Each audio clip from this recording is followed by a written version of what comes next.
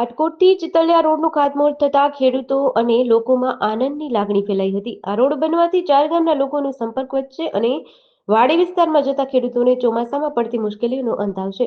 ઘણા સમયથી આ રોડની માંગ હતી, જેને લઈ કેબિનેટ મંત્રી કુંવરજીભાઈ બાવળિયાએ સરકારમાંથી 3 કરોડના ખર્ચે આ રોડ મંજૂર કરાવ્યો હતો, જેનું ખાતમુહૂર્ત ધારાસભ્ય કુંવરજીભાઈ બાવળિયાના હસ્તે કરવામાં આવ્યું હતું।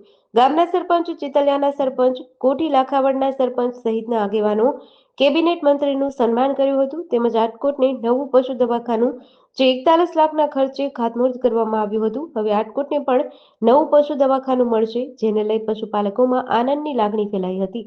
ચિતલિયાથી આટકોટ સુધીનો આ નોન પ્લાન 3.5 કિલોમીટરનો રસ્તો જે લગભગ 350 લાખ રૂપિયામાં મંજૂર કરવામાં આવ્યો છે।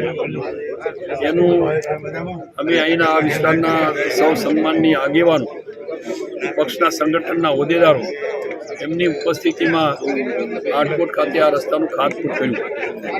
આ ચિતલિયાથી આટકોટનો રસ્તો થતાં આવતા દિવસોમાં કોઠી, લાખાવડ, ચિતલિયા અને કનેસરા સુધીના સૌ આ વિસ્તારના આગેવાનો, કાર્યકરો એ ઉપસ્થિત રહેલા અને એમની જે માંગણી હતી એ મુજબ આ રસ્તો થતાં ખૂબ સારી સુવિધા અહીંયા આવવા માટેની ઉપલબ્ધ થશે। આ વિસ્તારના લોકો અટાણું કરવા સામાન્ય રીતે ખરીદી માટે પણ આટકોટ ખાતે આવતા, હોસ્પિટલના કામ માટે પણ અહીંયા આટકોટ ખાતે આવતા। આ રસ્તો નળ જેવો હતો, જે સરસ નાલા પુલિયા સાથે ડામર સપાટી સહિતનો ચોમાસા પહેલાં પૂર્ણ થવા માટેનું આ રસ્તાનું અમે આજે સૌ આગેવાનોની ઉપસ્થિતિમાં ખાતમુહૂર્ત કર્યું છે। એ જ રીતે ઘનિષ્ઠ પશુ સુધારણા યોજના એ અંતર્ગત રાજ્ય સરકારના સહયોગથી પશુઓના બ્રીડિંગ માટે અહીંયા આ 58 લાખના ખર્ચે આ પશુ દવાખાનું તૈયાર થવા જઈ રહ્યું છે।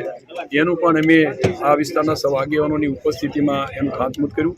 એ પણ ચોમાસા પહેલાં પૂર્ણ થશે, જેથી પશુઓ માટે, ખાસ કરીને જેના માટે બ્રીડિંગ માટે, કૃત્રિમ બીજદાન માટે બીજા પશુ દવાખાને દોડવું પડતું, એના બદલે અહીંથી જ આજુબાજુના પશુપાલકોને એની સુવિધા ઉપલબ્ધ થશે। અને પશુઓના સ્વાસ્થ્ય માટેની પણ જે રીતે રાજ્ય સરકારને પશુપાલન વિભાગ ચિંતા કરી રહ્યો છે, એની સુવિધા પણ આટકોટ વિસ્તારના લોકોને અને પશુપાલકોને મળતી થશે।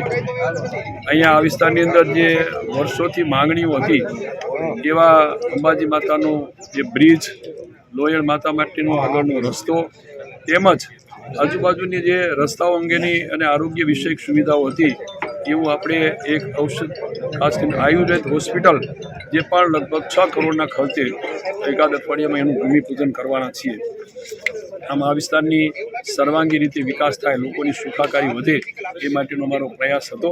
અને એ રીતે આ જિલ્લા પંચાયત સીટના સૌ આગેવાનોની ઉપસ્થિતિમાં આજે અમે આ લોક કલ્યાણકારી જેડીસી ન્યૂઝ સાથે કરશન મામટા, આટકોટ।